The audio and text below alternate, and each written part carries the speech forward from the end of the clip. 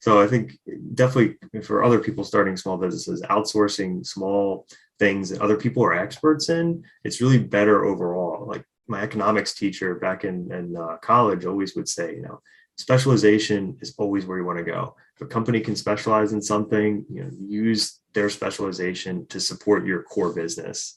And that's been something I always think about when I'm doing stuff. I'm like, okay, should I be wasting my time on this, or should I just have someone do it and then provide me so I can focus on my original problems I want to do, want to solve.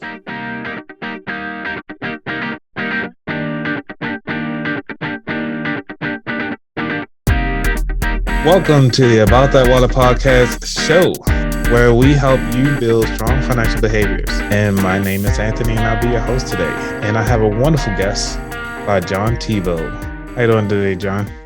Doing all right. Thanks for having me. I really appreciate it. I'll just roll back a little bit to like how I started this and kind of talk about why it all started. So I was sitting at my desk one day at work, and they pushed us to have this new little piece of plastic token item that we have to carry with our ID card, and it looks like this. I don't know if you can see that well, but I had to have this around my neck, and it was clacking around with my ID card. It's really frustrating, and I'm sitting there and I'm like, this sucks. I need to get rid of this thing. And after like 2 days of having it and hearing it, I'm like, this just something needs to be done. So I said, you know what? Let's go to Amazon and see if I can buy something and solve this problem. And I couldn't find anything. And I was like, that's weird. Usually everything I look for to solve a problem in my life is usually either on Amazon or somewhere on the internet or just being sold, right? Most problems are solved these days. So that was like my first indication, like, okay, I'm onto something. Right. So then I said, all right, well, you know what, let's use my pre-existing skills, which I had some CAD skills I learned in high school. And I said, all right, let me just CAD something out, and then I'll send it out to a company and have them 3D print it for me. And, that was the first idea. And then there were so many people at my work with the same problem. And I was like, you know what? Let me see if I could do something else. And, talking to friends and family, and they were all like, yeah, that's a good idea. You should just buy your own 3D printer. So I went out and, found a used one. I was like, I always think of a concept of how much money am I going to spend here equivalent to how much time it takes to make me. So like if I'm going to spend $1,500, I know it takes me like 2 weeks of my own time of my life to be able to make that money. So that's how I kind of adjust the risk for how much I want to actually risk. And then, so I went actually that night when I came up with the idea, I was up to like 3 a.m. just doing the CAD work and putting the pieces together and testing it out in the software. And then I went to work the next day, and I'm like, this is going to happen. I was talking to everybody about it, and I was all excited. And then the beginning of the naysayers started. People were like, well, how are you going to sell that? Like, where are you going to sell it? And people are never going to pay that much for that, because I told them how much I'd have to charge. Because the 3D printing process is not like a mass manufacturing type of deal, right? And the naysayers began. So anyway, I kept going. I was like, I'm going to do this. I'll do what I can do. So a couple weeks later, the 3D printer shows up, and it's broken because it got delivered in the mail, and it was like FedEx to USPS, and then they went back and forth, and it was jacked. So, so first step was, okay, now I have this 3D printer that I don't know anything about really, and I need to fix it. So my dad, luckily, he has like some background in building stuff. So he got like some zip ties and just zip tied it together. And you could tell it was pretty sketch, but amazingly that printer still worked. And I was like, all right, we're onto something here. And you could tell like the first prints had a little bit of like waviness to them. They all worked, but yeah, it was definitely on its last leg there. But that actually helped too, because the guy I bought it from like felt bad, so he gave me like $200 off the price. So nice. I just sent him an email. I was like, hey, can you reduce the price instead of I broken? But yeah, so then I started out, and I was like, okay, well, let me see how many of these units I'd have to sell to pay off the 3D printer I just purchased, which was $1,100 used on eBay. and it was about I guess it was 100 holders that I had to sell. And this is what they look like. It's just a simple put this piece with this piece, and it worked out really well. And I sold 100 within the first 2 weeks. So I was like, wow, I need to scale this thing. And then and I could go forward to where we are today, which is with 10 3D printers, and we manufactured almost 50,000 of these at this point. So it's really sort of been kind of life-changing, like building this small empire of 3D printing, as my fiance calls it. So that is really awesome. Like throughout your process, that one of those key things, if you just kind of bulk it together, can you kind of say what are those key things as a business owner or even a risk taker that you had to kind of think about? Yeah, you really need to take risks to make any money. I mean, that's really what it is. You can minimize your risk to an extent by like being an expert in something and spending a lot of time researching. But at some point, you have to take the plunge and just risk it. And with me, it was $1,100 plus my time. So that's something really crucial. What was the other part? I'm sorry. No, you could. Because that was one of the things I was thinking about, like the key components. So like you pretty much made this thing in 4 different ways. Like first you thought about it, then you talked about it. Yep. And you actually took action on it. And then now you have actual physical product in life that you can actually touch. Exactly. And so that was pretty cool. Like that process to see how, all the stuff that a lot of people actually talk about, but for you to actually go through it, I think that's pretty amazing. Yeah. Thank you. Yeah, I know that's one of the biggest things too. That like everybody tells me, they're like, oh, wow, you actually went out and did it. Yeah. Cause people can talk a lot about different things, but you just have to go out and try to do it. And it really does take up time. So, if you want to not be working all the time, like on the weekends, like I put in a lot of time all throughout, like the weekends after work, I come home and I'm like, let me keep working on this. So it definitely takes dedication to do it. So financial plus the time dedication to get it to work. Right. Were your parents like your first supporters or? Yeah, I mean, they were excited for me. I mean, I remember I was sitting in my room on my computer and I was like, hey guys, I'm going to buy this 3D printer. And they're like, oh, go for it, man. Have fun. And then my dad, they didn't say like, oh, it's going to fail or whatever. I mean, at the time, they're like, oh, he's got financial security. He'll be fine. And I was fine at the time. I still live with my parents. So, yeah, of course, I had financial security. So it was a good time to take the risk. Like if I had like 2 kids and a family to support, it might be a little harder to risk that. But that's why it's really crucial to do it when you're in somewhat of a good situation.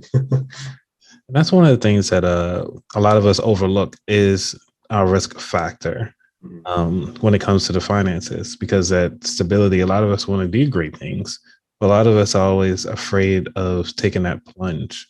Was there anybody behind you besides your parents that were kind of like pushing you forward to kind of say, you know what, you should actually go forward with your dream? Or was this all internal? I mean, my girlfriend at the time definitely was saying, hey, you should definitely do this. And she's like, I don't see anything else out there. I think it makes sense to do. I mean, she definitely pushed me to do it. Not necessarily from like a risk perspective, but it was just kind of bringing on the excitement of doing it.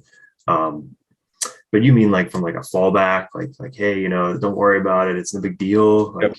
Yeah, no, I would say, nobody specifically said, hey, this is fine. You're not gonna lose any money with this. But internally, I was like, well, I bought this printer used, so I could essentially resell it used for the same price. Right. So that was my own fallback. Like, it's no big deal. I didn't have to take out a loan or do anything huge. I think later down the line, when you kind of narrow down your risk a little more, a little loan would be more reasonable. But that's all. So if somebody wanted to get one of the key card holders, like what is the price for the basic one? Yeah, so it's $13 for this single version. This is like the legacy. You can see the waviness in it. It's like one of the first ones I printed. I kept it just because it's fun. But yeah, I mean, they've evolved quite a bit. I mean, now they're more roundy and they hold up 2 tokens and 2 badges. It's all different ones. But yeah, so the first one is $13. And then there's different models that hold more stuff, like this one's 15. So it just depends on what you're trying to do. A lot of people have more tokens now, or they want to have like 4 badges or something like that. And we've kind of evolved our product line to handle more than one customer. Yeah, because usually I've seen the 2 token. I've never seen the 2 token vertical. I've always seen the horizontal one. Yeah. That's one of our competitors. So when it comes to those people who want bulk orders, what does that process look like? Yeah, so that is actually part of the most fun of this, right? Is people who email me and they're like, hey, I'd like to order 300 of these. And I'm like, oh, this is great. Yeah, because business to business, I've always found is a lot cleaner and more customer service oriented. So we sell these on Amazon, but I can barely communicate with customers on Amazon. With business to business, you can very easily like send them an email, say, hey, how was the delivery? Everything okay? Do you need the instructions? Like, do you want any additional colors? Like, what's going on? So yeah, the bulk orders are great. People will email us and then they'll say, hey, I'd like to do this. I'd like to have a custom logo or something. And, I just make it happen. And it can be, it's a lot more fun to tackle the business to business big order type of thing. Because that dollar amount in the end. So you're kind of working towards that. The individual customers are great, but Amazon really limits you on what you can do and how you can communicate. Like with the whole returns process, like if you have an FBA item, which is where you send a bunch of units to them and then they sell it and deliver it for you, you actually don't get to communicate with the customer at all. They will refuse to send you anything. They will send you their feedback and they won't give you anything else. So if they say, hey, this thing broke, and you can't tell them, oh, hey, we'll send you one for free back, no problem. Nope. Right. So. Oh, okay.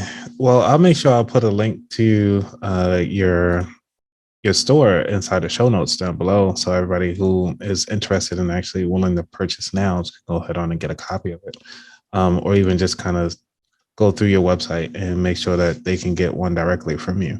Yeah, definitely. Yeah, and a lot of times, I actually just got recent feedback from somebody because they couldn't get it delivered to them in this place in Los Angeles for some reason. Amazon wouldn't deliver. So I just said, oh, yeah, no problem. I'll just mail you to, and didn't charge him for it because it was just, I felt bad. I was like, here you go.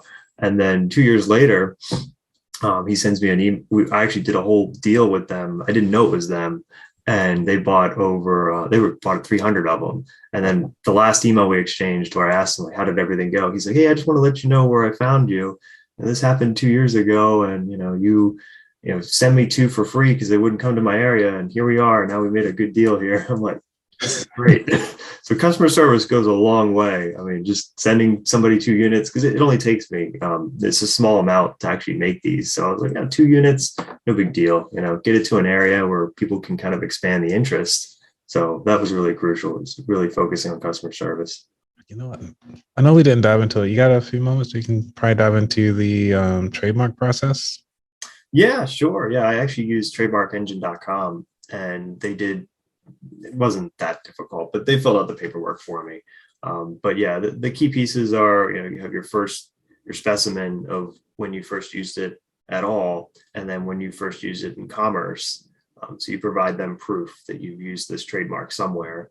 And then you provide that to the trademark engine folks, and that wasn't really expensive. It's like $50 to them to do all the paperwork for me. And then the trademark itself was $350 from the US Patent Office. So that was very expensive. And it also took, I think, like 9 months for them to put that together. The US Patent Office takes forever on this stuff. Yeah. It also took longer for me because I had my last name in the trademark. So they had to put a call out to see, does anybody care that this last name is being used? So I'm sure my family got some notification. They're like, hey, is this all right? But yeah, so then after about 9 months, they approved it. And now I have my physical document trademark thing up there. I can show it to you if you want. Yeah. It's nothing special. It's not like a patent or anything. Nice. But I mean, it's yours. Like, yeah, it is mine. Yep. I'm happy to have it, and it's pretty cool. Yeah. So yeah, I had to do that for actually a couple of reasons to sell on Amazon. they require you to have a trademark to have your own brand.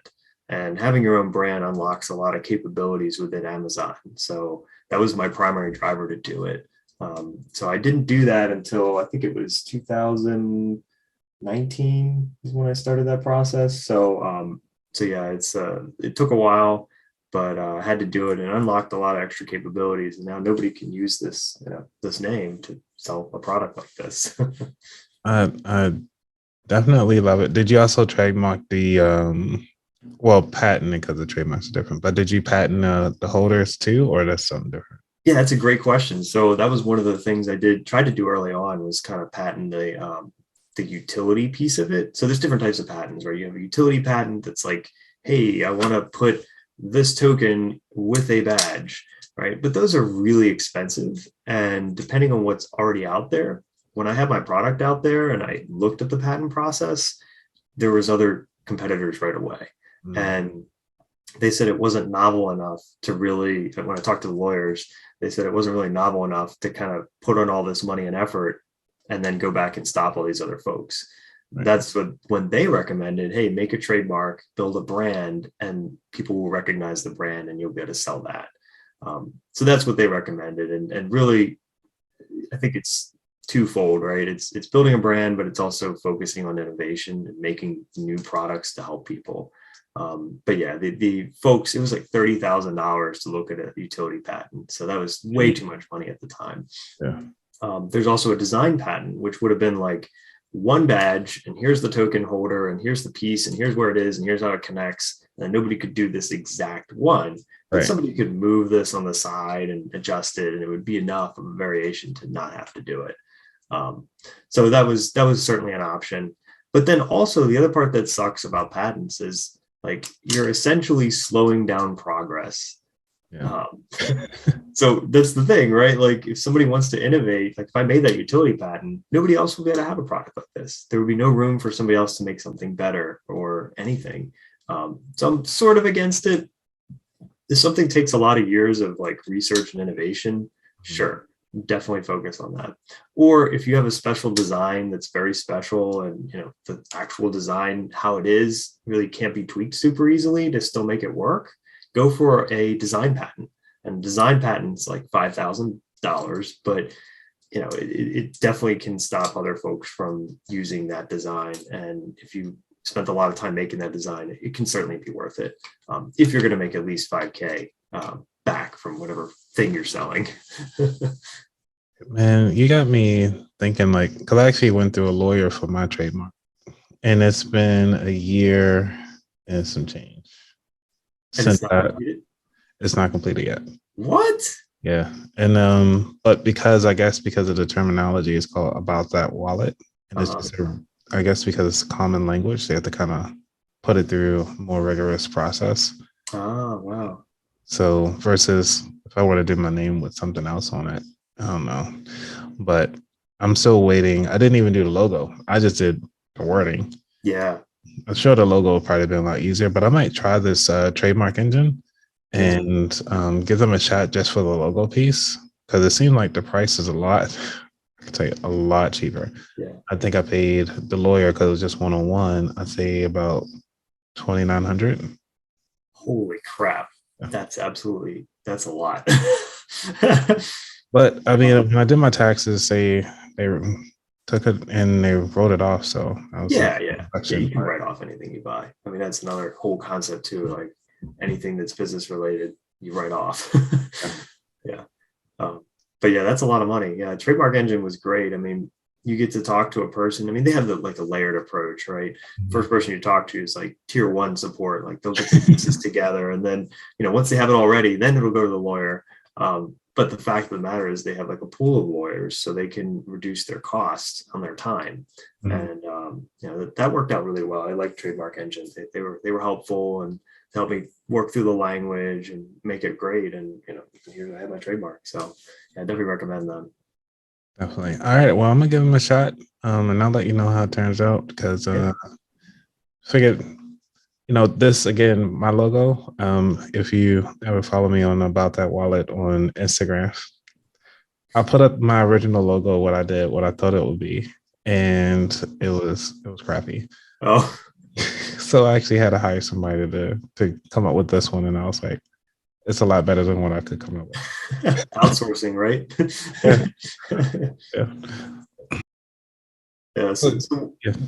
So one failure we did have, which was interesting, was, this is all related to 3D printing. So I was like, all right, let's build something else that's completely different, that's not product related. And let's build a website that people go to. The main issue with building a website was there was no form of income because we couldn't get enough users quick enough to actually build something that would make any money. So we built a website. I spent some money outsourcing some development. I also did some development myself. And it was a 3D printing website for people to download the parts to be able to 3D print, like, like an egg or for Easter or whatever the 3D printed parts are. You can put them on there and, share them. There's a website called Thingiverse that just sucks and everybody hates it. So I was like, let's build something that solves that problem. But we went to a festival and stood there for, I guess, 16 hours telling people about this site. From the 16 hours we were there, we only generated 80 views, and there was 2,000 people there. So something went wrong with that whole thing.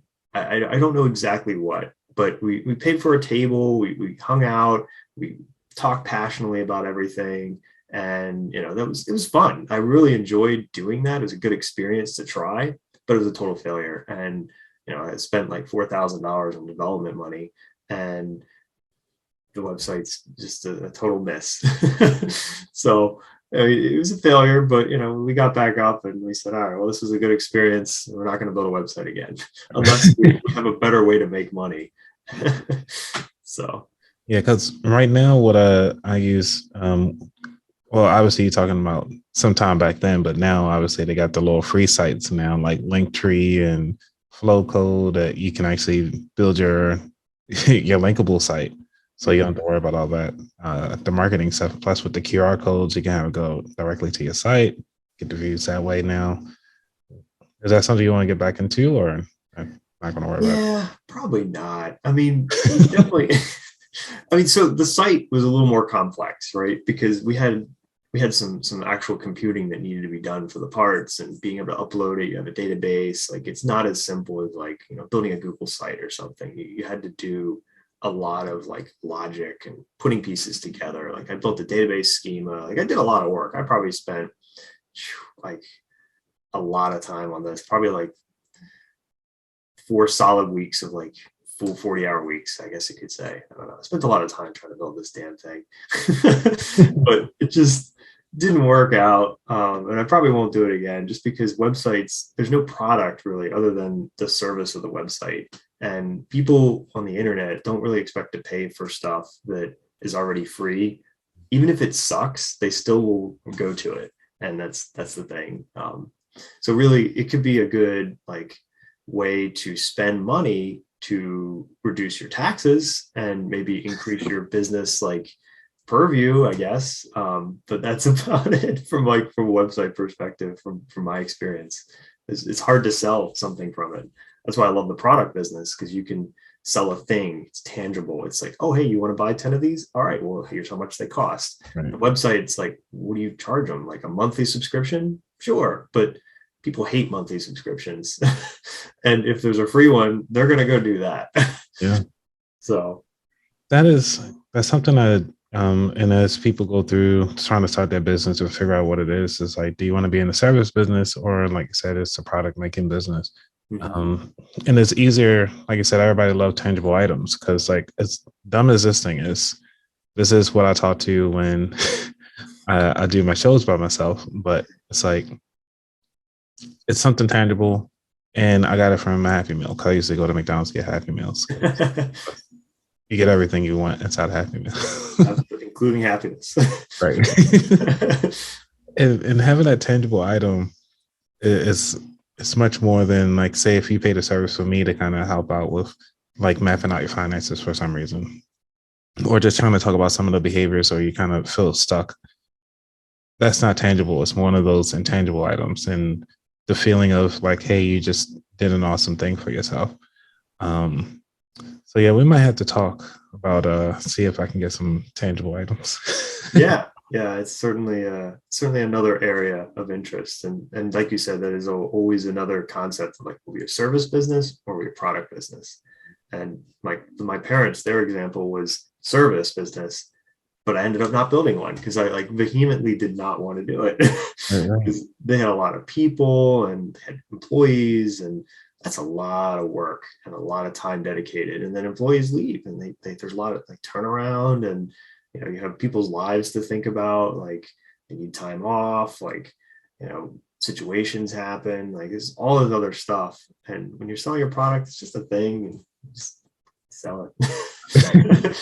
So something to think about. Nice.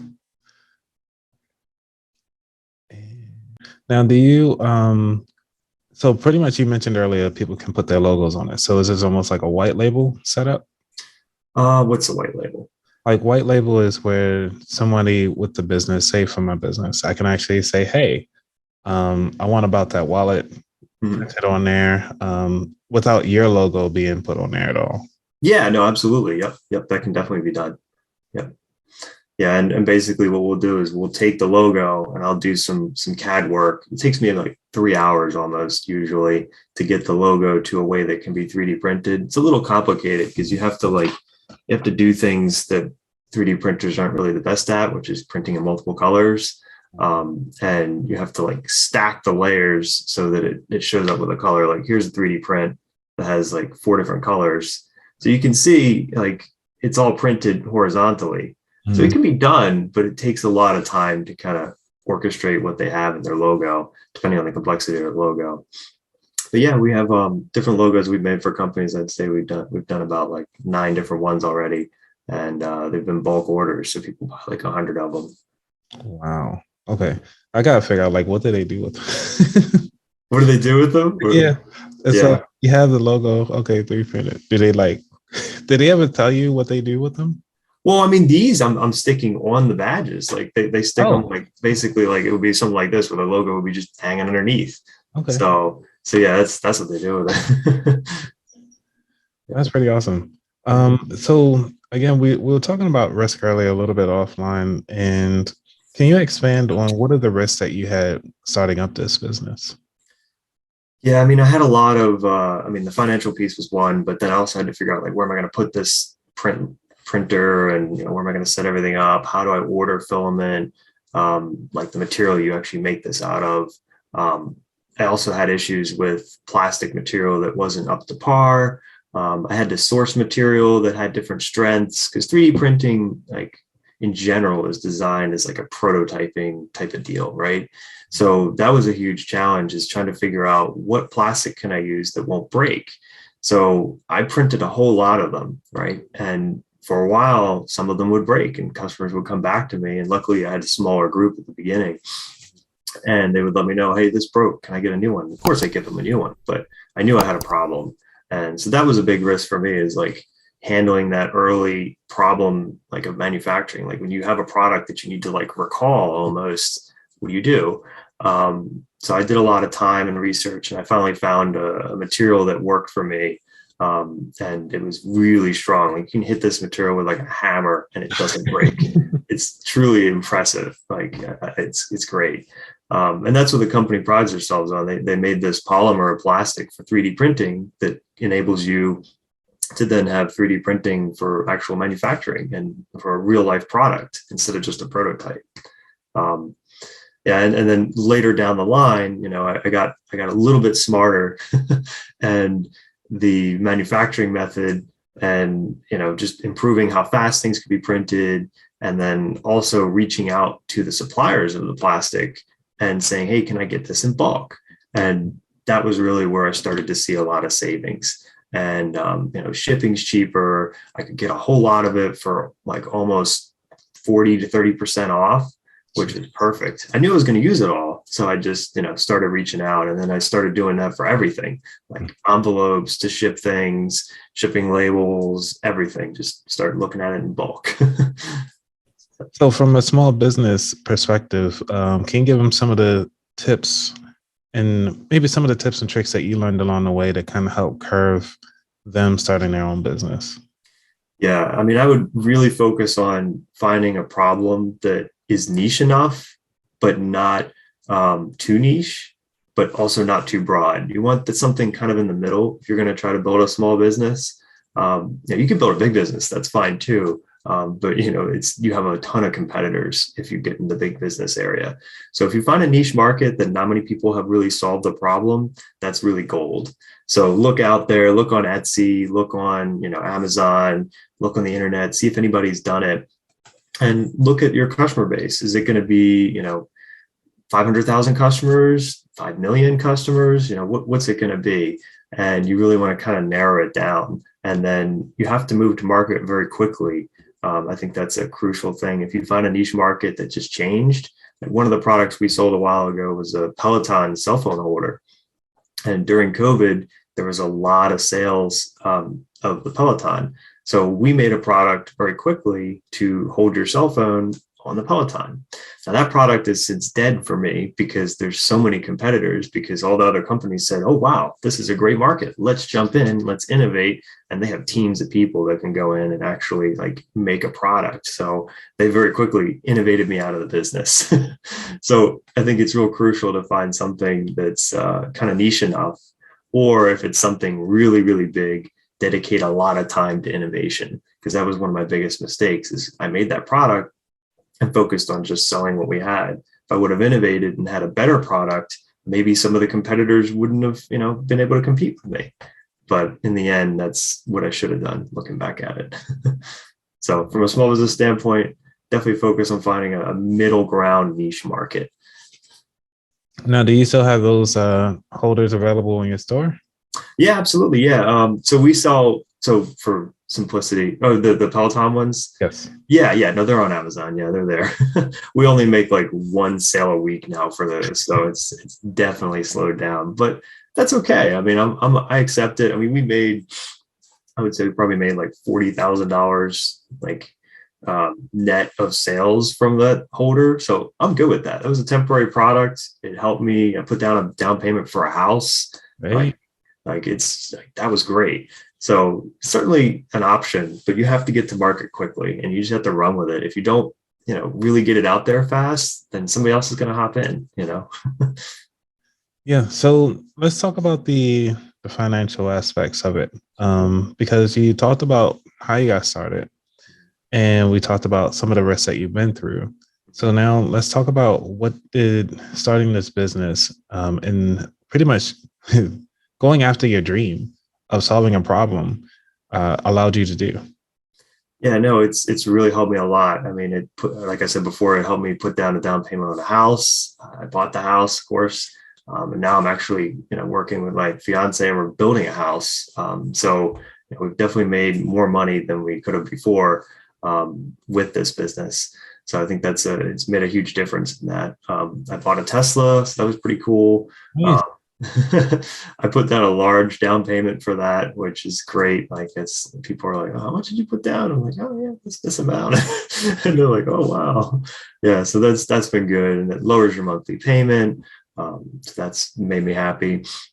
And then just really being able to purchase really anything I really need for stuff. I still have a limit on myself. I don't just go out wild and buy new things just for the heck of it. I really don't like to do that. That's just my own personal way of living.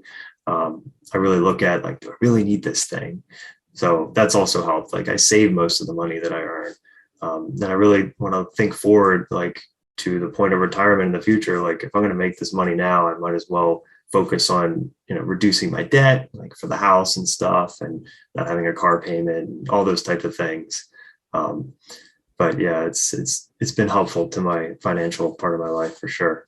Yeah. Has finances been something that your parents kind of talked about when you were younger, or was this kind of just I'll learn it as I go? And when you got older, started doing this business, you guys should start saving some of this money? Yeah, so they involved me in everything they did. They had a small business as well, very different. They had a service-oriented business, so it's not really related to this. But I always had a dream as a kid. I'm going to manufacture a product, be in the factory making it. So I was like, I'm going to do that. So I ended up finding it. But but yeah, so they had a small business as well, and they always involved me in the logistics and the finance part of it. They always told me like, never spend money you don't have, try not to take out loans for stuff and live within your means. Like they'd always involve me in that type of stuff. And they would always ask me, they'd be like, hey, we have this situation and, what do you think? What should we do? And, they just ask me the questions like the Socratic method. It's great. And then, over time, I learned a lot from them on how to manage money well. And it really leads back to just not spending money that you don't have and trying to live within your means. Not trying to have the newest, latest thing always. Try to keep the cell phone for like at least a year. Yeah, I try to keep mine for at least 5 years. Exactly. Yep. Yeah, and another thing they really taught me, which helped, was that they were always working. Like we're literally sitting at the beach and they have their cell phone, ready to accept a call from their client. They got calls at the beach. Imagine if they weren't there, they'd be missing out on like a bunch of money. So, they really taught me that work ethic of like, let's always be working, in the back of our heads, which is fine. I mean, you have to take breaks and enjoy stuff. I still go on vacations and stuff and have a good time, but still, I got it in the back of my head, like maybe there's an idea around here I could try to do. Always searching for that next, product, something we could make. That is awesome. Because speaking of, like you said, a childhood experience, do you plan on having any kids? I'd like to, yeah. Okay. Because I was thinking about that work-life balance. Like, are you growing this business for your children to take over, or are you just growing this just so that when you have children, they don't have to worry about you taking phone calls while you're at the beach with them? It's really funny you mentioned that because, that's exactly like my parents. They did it for that reason, right? They did their business and focused all their time so their kids don't have to worry about answering phone calls at the beach. But here I am doing exactly what they did. So they always tell me, they're like, oh, you're doing too much. You're doing too much. So to answer your question, if we do have kids, whatever they want to do, if they want to sit back and relax, it's fine. As long as they, know the qualities and key enjoyments of life, I'm good with it. But if they want to have a business and be as busy as I am, sure, go for it. I mean, I'm pretty happy in general, so I don't see why not. I think the business really gives me something to focus my energy and efforts into that's like productive and supports the community and serves a purpose, right? I think it gives me a good deal of purpose. So yeah. I think it's worth it. Like I'm saying, is that they can do it either way. Well, it's good that you keep it open, and especially if you've been through that process, because I've known people that where their parents had their own small business or been doing their business for so long that they themselves don't want to go through that process. They'll just rather work for somebody and find, I guess you could say, joy and just still being able to find the money and the stability in doing that. So during this process, did you actually quit your job when you started? No. So I still work, but now I've actually, since the business, I've actually been able to start working part-time. Okay. So, I mean, it's not that much less. It's 20% less, over 32 hours a week. But that really helps me just get more sleep and just have a little bit more mental sanity than burning the candle at four ends, and really kind of focusing on something I really, really enjoy doing. I learned a long time ago, well, really not that long ago, back in 2018, that, if work, you only have so much control, right? You're working for somebody and they get to decide what happens ultimately. You can, persuade as much as you can and do that. But at the end of the day, you're doing a goal that is not yours. So I really like that part about my business, is it's really mine. And if I want to take it somewhere, I can decide to do it. And, it's up to me. And that really gives me a lot of happiness and contentment to be able to do that. So that's why I kind of did the part-time thing and said, let me focus a little more on the business where I really have a lot of fun. Not saying my job isn't great. I do like my job, but, it's definitely cool to have a side business as well as like a backup. Like let's say, I get laid off or something like that. It's unlikely, but certainly possible. It's great to have that business that's like, yeah, we already have this going. I have a thing I can do for a few months until I find another job for maintaining security. Yeah, because And also depending on your job, I mean, not just the laid off perspective, but whatever tools that you're using that could actually hinder you from getting the work. So, or doing the work. So, I know for me, from doing like some technical things, if my hands were crampy, I'm not doing anything technical. I can Yep. talk about it, but that's about it. Yeah. Or even walking or anything like that. So it's one of those. But Yeah. like you said, having that stability in that background. Mhm. Uh, Yeah, no, the stability is certainly a good thing. And that's why I always keep my job, because it gives me that huge amount of stability. And that's one thing my parents are always like really gung ho on. They're like, don't quit the job. Don't do anything with the job. They're like, go back to full time. I'm like, okay, I'm fine. I'm doing all right. but it's one of those risk takers, like, well, not the risk takers, the naysayers. Mhm. And that's one of the things I did talk about on the show before, was that our parents only take us as far as they're comfortable doing, Mhm. even though they know other things that could actually take them further. They only share what they're comfortable doing. Yep. But that was pretty cool that your parents were willing to share as much as they shared. But now at this level, they're like, oh, yeah, you want to pull some of that back? Exactly. Yeah. Because I'm trying to do other business stuff too. And they're like, oh, do you really need to do all that? I'm like, I don't need to, but I find it fun. So why not? And that's always been a question in my mind. Like, do I take this on? Do I not? Well, let's move on to the third segment, which is the features of your business. So what are these? Are you okay talking about these new ventures that you're looking into getting into?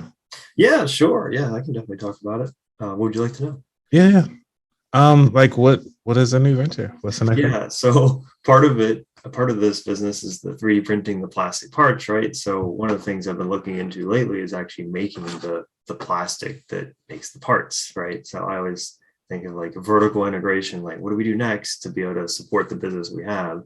I mean, I've always been looking for a new product to sell, and we've made a couple small products along the way, but none of them have been like very lucrative or been like a big enough niche to really sell a lot. They've been too niche, so it's just nobody really buys it. So I've been focusing on what do we have in our current business and what can we do to like reduce our costs, and then also kind of work in the same community of like 3D printing.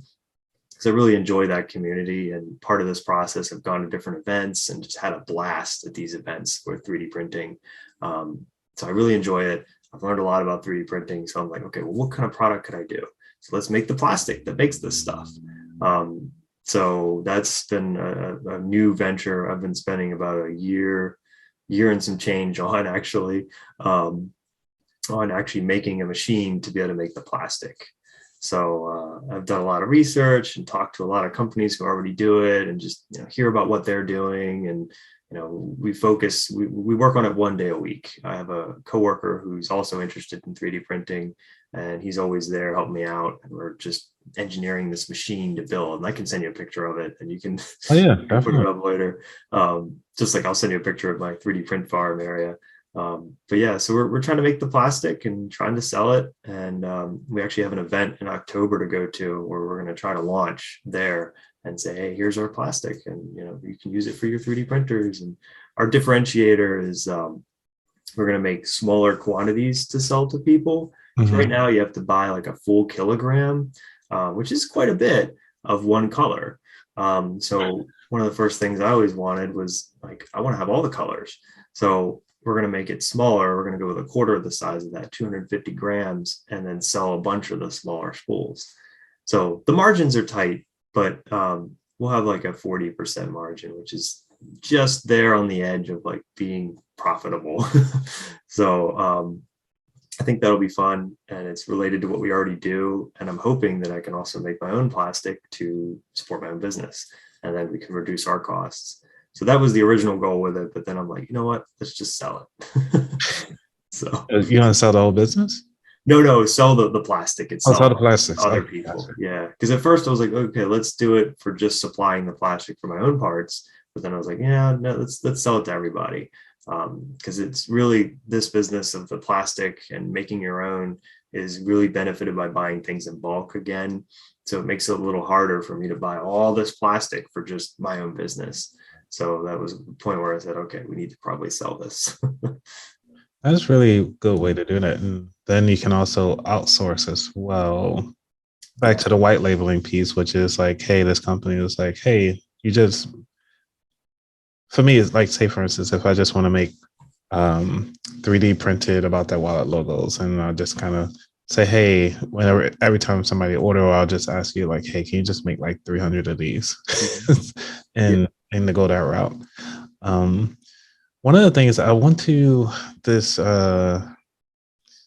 almost like an engineering conference, but they have them every year, and I cannot recall what it's called. I think it's called the Make It or something like that. They have like a magazine and all this fun stuff.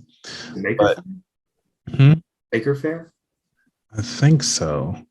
But they had one in DC a while ago. I'll say at least 5 years ago. It's been a while. But they send me emailers in magazines, but I always toss them. But I'll do an overlay of what the actual thing is called. Okay. But they did have a machine there and talking about solving problems. And we know we have a lot of plastic already that's been made, and we have a lot of plastic bags from the grocery store. And I think either Dell or Microsoft had created a design or some like big honky machine that you can actually put your regular grocery bags in, and it'll melt it down for the film for the 3D printer. Wow. So it'll come out in these cool colors because every bag is a little different. They already got the plastic, so they just melt it down for the film. Yeah, that's really cool. Yeah, no, I love that concept of reusing stuff we already have. I have like a big bin of reject prints. It's like 500 of them. I would love to just shred and melt down and turn into plastic. Well, maybe that might be a new invention. Yeah, certainly. That's definitely an idea. I mean, recycling parts that people have already had, it's definitely something people want to do. But there are definitely, like, I know of another company that did it like super small scale. Like they sell like your own filament maker that you can make just one spool in like 5 hours or something. But that's pretty cool. But then if you combine it with the concept you were talking about of like shredding your other parts and then turning that into the actual plastic you use, that'd be pretty cool. So you might be onto something. Yeah. Like where you're going. Yeah, I did want to mention one thing. You mentioned the outsourcing piece. I actually learned a lot about that, and that actually helps so much. That's something my parents didn't do. They never outsourced things. They always like, oh, we need to change the floor in this area. So we'll change it ourselves. And I'm like, okay, it's the business. And it's like, wow, that's a lot to take on. So one of the things I did recently, I mentioned it took 3 hours to do that logo work. Yeah. I've been able to actually go on like Fiverr and say, hey, here's a logo they've given me. Please turn this into an SVG. And that takes like 2 of the 3 hours out of the equation. And it only cost me like $10. So it's 2 hours for $10. Like it's totally worth it.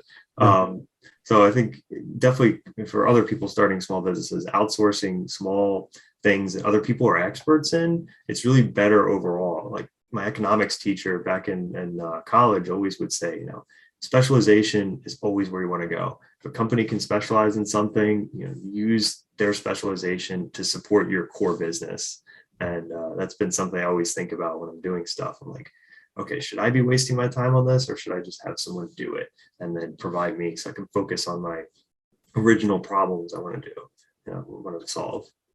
Now, is that, again, it goes back to those risks, because that's one of the things I'm afraid of when my own business is like, what do I outsource first? Because right now I do outsource the scheduling piece, which is like how we got you on the show.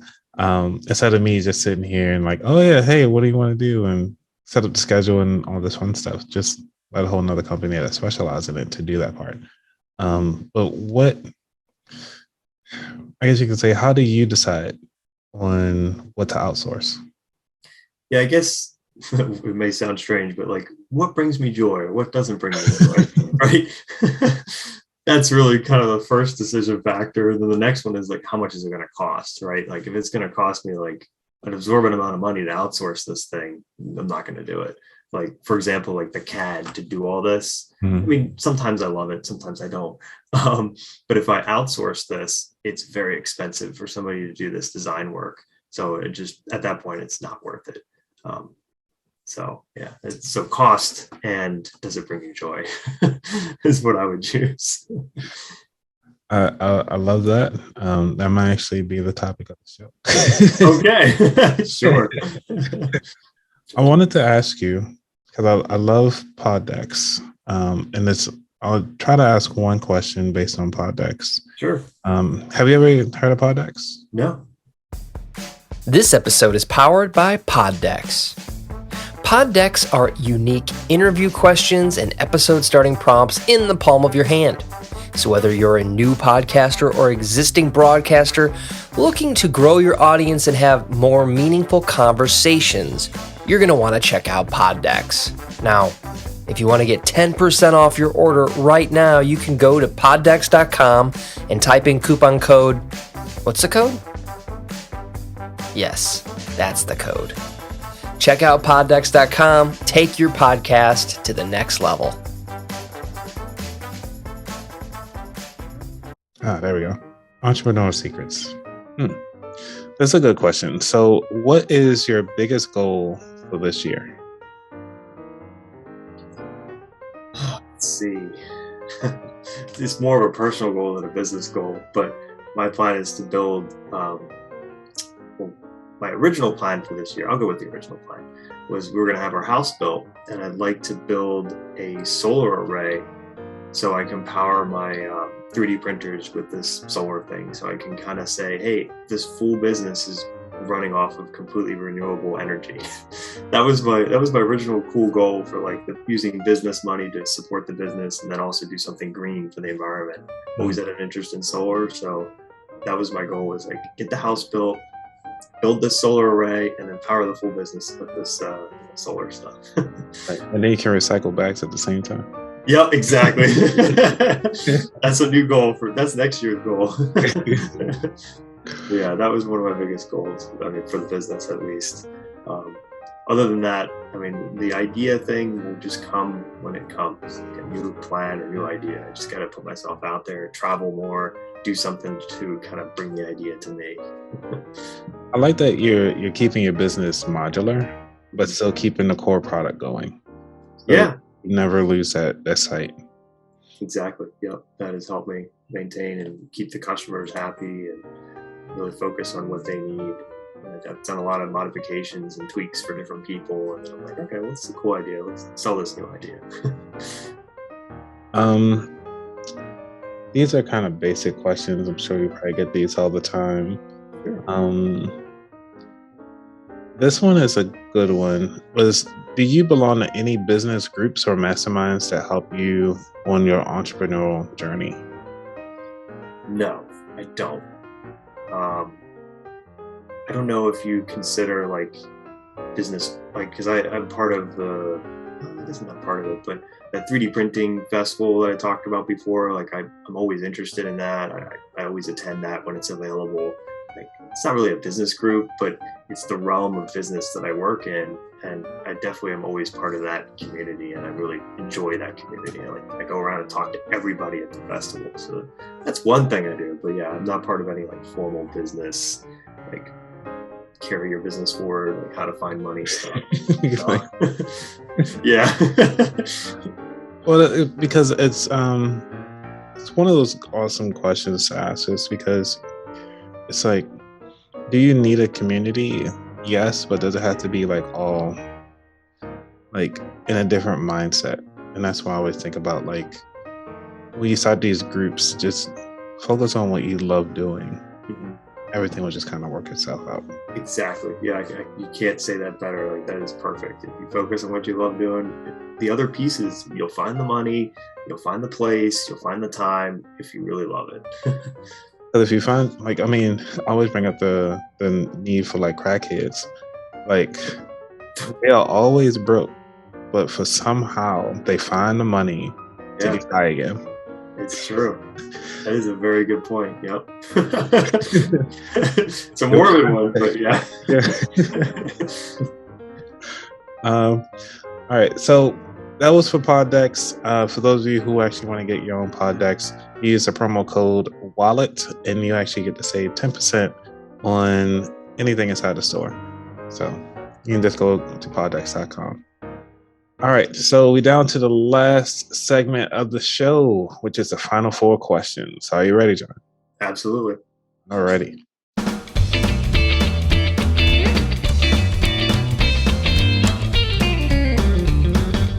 What does wealth mean to you? I would say not having to say, hey, is this purchase gonna affect some other part of my life? Can I just buy this without needing to give up something? That's wealth for me. I mean, it's from like a perspective of just money. I mean, there's a lot of different types of wealth in my mind. Like, happiness is kind of part of wealth, really. I mean, you really need it. And then just feeling secure with what you have, not feeling like you have too much debt or you owe too much money to people. Yeah, but really that key question or that key concept of thinking, okay, I don't need to give up something to go to buy this. I can just do it, or I can go on that trip and I don't have to second check, oh, do I really have all the finances in line to do this? Like just having that financial freedom to say, I'm just going to do what I need to do and do what I want to do. Within reason, of course. You don't want to go broke thinking. Yeah, exactly. Yeah. Number 2, what was your worst money mistake? I would say, I know I mentioned buying my car. That was probably the worst money mistake. I mean, I do like my car, but The Tesla? yeah. Okay.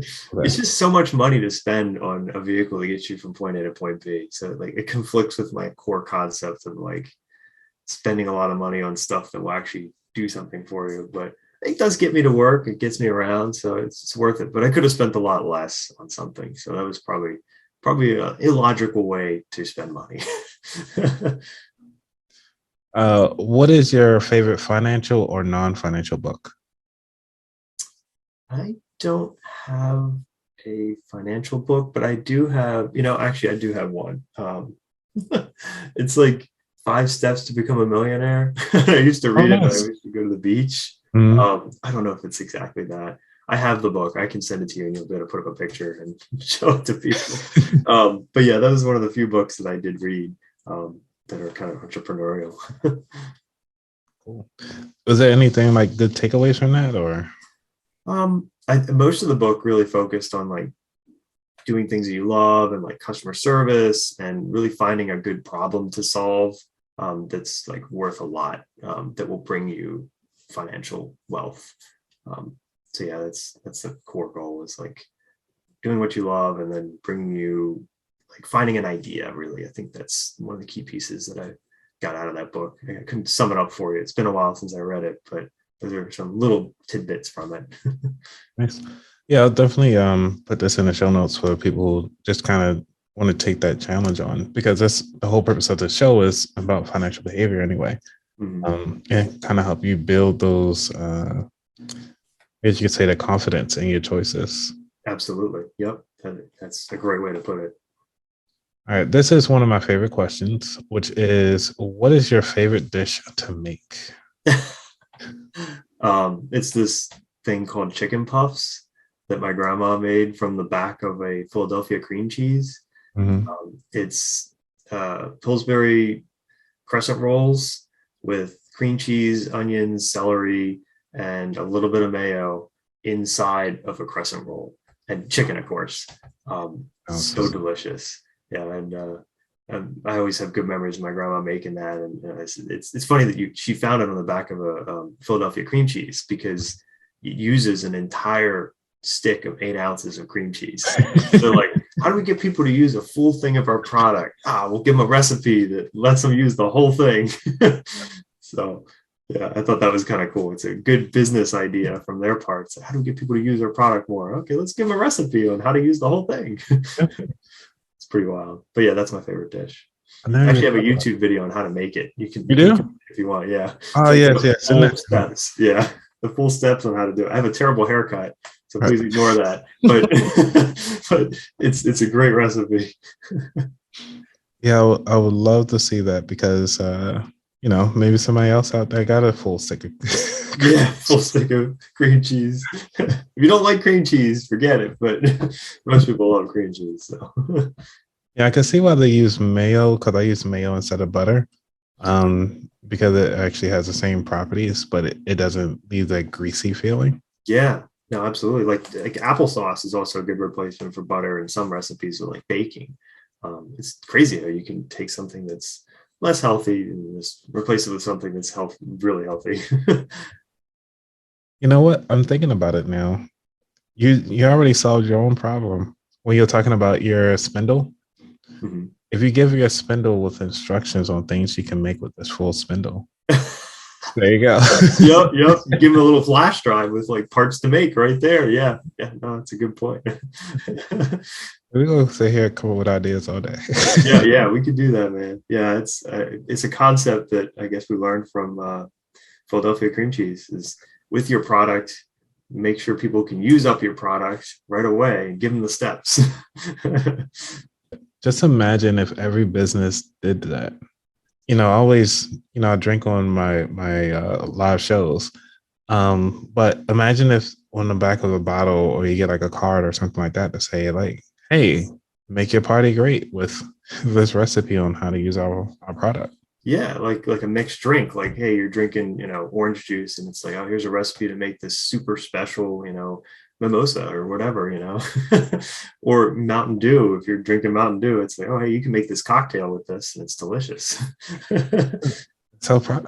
Yeah, it's definitely a way to get people interested and keep it new, because Mountain Dew is Mountain Dew, but hey, if you mix it with this, it's a whole new experience. I just tried on, I think that was just because today's Saturday we're recording. So yesterday, Friday, somebody introduced me to taking a Krispy Kreme donut, put it inside a waffle maker. Wow. So it melts the icing, and then it caramelizes when it cools. So that on a plate, put some just regular vanilla ice cream. Amazing. Wow, that does sound delicious. And that's just using what already exists in just a different format and totally new experience. And then they also made s'mores too. So they did like whatever that Jif Puff, whatever it is, the marshmallow stuff. And like a Hershey's chocolate bar, and then put it in between the two donuts. Wow. Mind blown. That does sound delicious. Yeah, that is a cool concept though. Is like what you have now, what can you do with it in a different format? What can you take this and completely convert it and make it into a new experience? Yeah. That is a cool concept. Yeah. And you're living proof that it happens, because you're already doing the 3D printing and you taking it to the next step, which is, like you said, it takes a little while to do, but you can do logos. And then you already was doing like cell phone holders. Because for one, I'm still trying to find a good cell phone holder for my bike. Oh yeah, that's tough. And there's tons out there, but it's hard to find a good one where it doesn't keep rotating every time you hit a bump or something like that. And it's yeah. No, I totally know exactly what you mean. Yeah, I used to bike a lot, and I just put myself in my pocket because it wasn't worth it. Yeah. But like we had a lamp like a light that would aim in front of the bike, and that thing always tilted forward. I'm like, it's round, so anything on a round surface will eventually, after enough bumps, just go. So that's the solution to solve. I need to figure out that solution. I'll give that one some thought. All right. Well, John, it's been a pleasure having you on the show. Can you this will be the very last question, which is, where can people find out more about you? Yeah, I mean, if you go to Teaboware.com, you can look up our company story and be able to purchase things there and request things. And if you want a sample or something, reach out to me and we can talk about like a new problem you might have related to 3D printing, and we can try to support you. So yeah, Teaboware.com. We're also on Amazon. If you search for Teaboware, it's our registered trademark and everything. So you can find us on Amazon. We're also on Etsy as well. but any of those 3 platforms are perfectly fine to get to us. Well, that concludes this episode of About That Wallet. I hope this topic was helpful. If you want to get the latest episodes, please subscribe to this podcast wherever you're listening to it. Remember, it is your duty to know about that wallet.